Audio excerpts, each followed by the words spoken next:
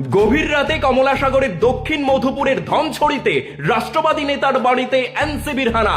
আপনাদের আরো একবার জানিয়ে রাখি, গভীর রাতে কমলাসাগরের দক্ষিণ মধুপুরের ধনছড়িতে রাষ্ট্রবাদী নেতার বাড়িতে এনসিবির হানা।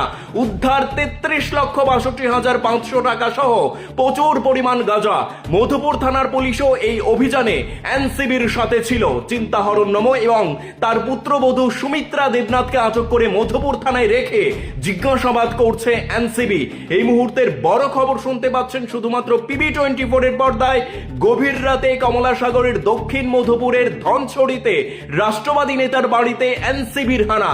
উদ্ধার 33,62,500 টাকা সহ প্রচুর পরিমাণ গাঁজা।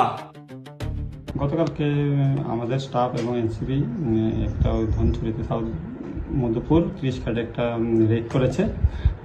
কম্বাইনলি বিএসএফও ছিল এখানে সঙ্গে। রেড করার পর একটা বাড়ি থেকে কিছু ক্যাশ এবং গাঁজা উদ্ধার করেছে। নগদ করেছে 33,62,500 টাকা। সঙ্গে গাঁজা ছিল 51 কেজি 125 গ্রাম। এই ঘটনায় কাউকে আটক করা গেছে? হ্যাঁ, একজনকে আটক করা হয়েছে। ওনার নাম হলো চিন্তাহরণ্যম। ওনার বাড়ি ওইখানে, ওনার বাড়ি থেকেই পাওয়া গেছে। সেখানে একজন মহিলাকে আনা হয়েছে দেখলাম। ওই বাড়িতে মহিলা ছিল একজন, যার জিজ্ঞাসাবাদের জন্য আনা হয়েছে ওনাকে। মূল অভিযুক্ত কি চিন্তাহরণ্যম নাকি ওনার ছেলে?